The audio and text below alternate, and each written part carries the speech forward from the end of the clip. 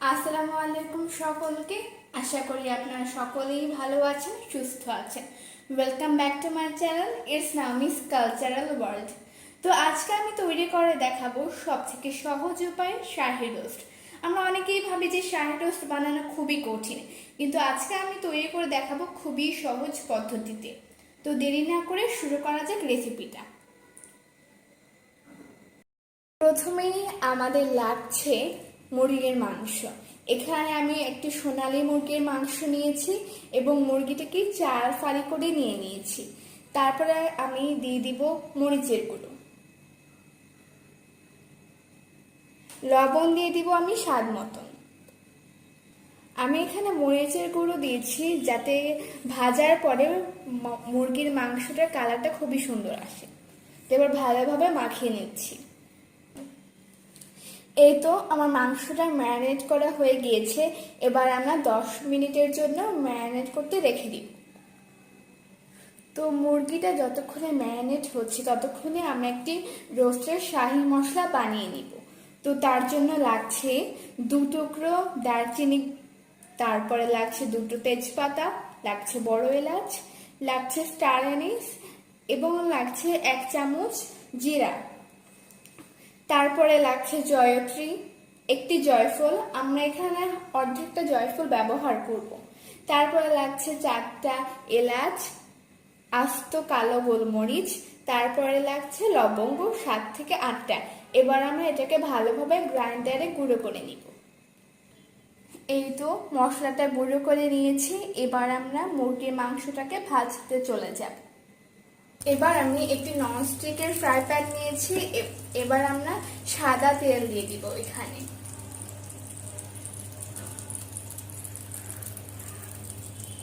এই তো পরিমাণ মতো সাদা তেল দেওয়া হয়ে গিয়েছে। এই তো এবার আমরা আস্তে আস্তে মুরগির মাংসটাকে দিয়ে দিব। মুরগির মাংসটা আমরা হাই ফ্লেমে ভাজবো না, মিডিয়াম ফ্লেমে 5 মিনিট ভেজে নেব। এই তো যতক্ষণে আমাদের রোস্টটা ভাজা হয়ে যাচ্ছে ততক্ষণে আমরা একটি মশলার পেস্ট তৈরি করব। তো এখানে আমি টক দই ফেটিয়ে রেখেছি। এখানে রয়েছে 1 চা চামচ আদা বাটা এবং 1 চা চামচ রসুন বাটা। এখানে রয়েছে কাজু বাদাম বাটা এবং কিশমিশ বাটা। আপনারা অবশ্যই চেষ্টা করবেন এটা দেওয়ার, তাহলে কিন্তু রোস্টটা আরো খেতে মজা হবে।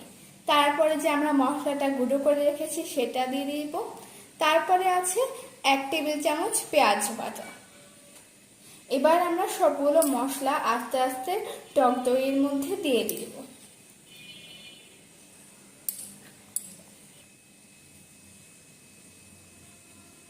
চেষ্টা করবেন আমি যা যা দিয়েছি তা তা দেওয়ার, তাহলে কিন্তু শাহি রোস্টটা খুবই ভালো আসবে। এবার দিয়ে দিচ্ছে আদা এবং রসুন বাটা।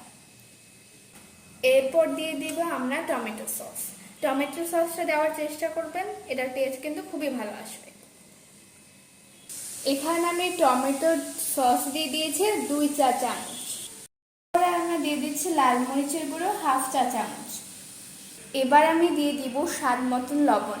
আমাদের লবণটা বুঝেই দিতে হবে, যেহেতু আমরা রোস্ট ম্যারিনেশনে লবণ ব্যবহার করেছি।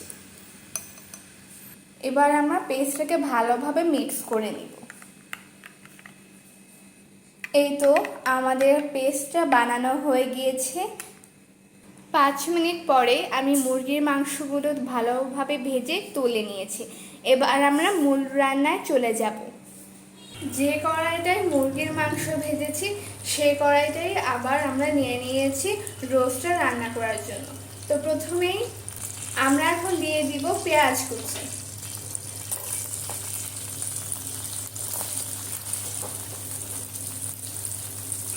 এই তো এবার আমরা পেঁয়াজ কুচিটাকে ভালোভাবে ভেজে নিব।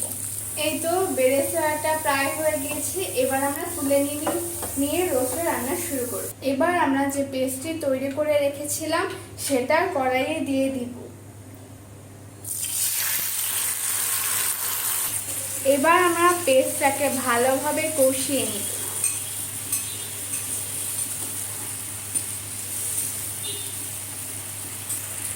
এই তো আমাদের প্রায় মোটামুটি মশলাটা কষিয়ে নেওয়া হয়ে গিয়েছে। এবার আমরা 1 চা চামচ চিনি দিয়ে দিব যাতে টেস্টটা ব্যালেন্স হয়।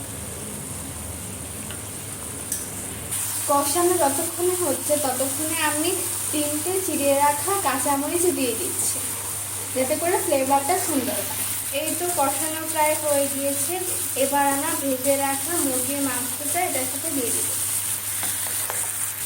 এবার আমরা মুরগির মাংসটাকে ভালোভাবে কষিয়ে নিব।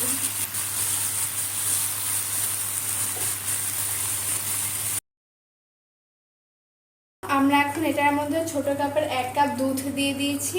এবার আমরা ভালোভাবে এটা মিক্স করে নিব। এই তো মিক্স করা হয়ে গিয়েছে। এবার আমরা 1 কাপ গরম পানি দিয়ে দিচ্ছি। এই তো এরপর আমরা 15 মিনিট রাখবো রোস্টটাকে এভাবেই। 5 মিনিট হয়ে গিয়েছে। এবার আমরা ঢাকনা দিয়ে দিব। এই তো রোস্টটা প্রায় হয়ে গিয়েছে। এবার আমরা উঠানোর আগে আরও 3 টুকরো কাঁচামরিচ দিয়ে দিব। আরও দিয়ে দিচ্ছি যে ভেজে রাখা বেরেস্তাগুলো। এবার সার্ভ করলেই তৈরি হয়ে যাবে আমাদের শাহী রোস্ট। তৈরি হয়ে গেল আমাদের শাহী রোস্ট। আমি কিন্তু সবথেকে সহজ উপায় শাহী রোস্টটা তৈরি করে দেখিয়েছি। আপনাদের যদি শাহী রোস্টটা পছন্দ হয়ে থাকে তাহলে অবশ্যই আমার চ্যানেলকে লাইক সাবস্ক্রাইব করতে ভুলবেন না। আসসালামু আলাইকুম।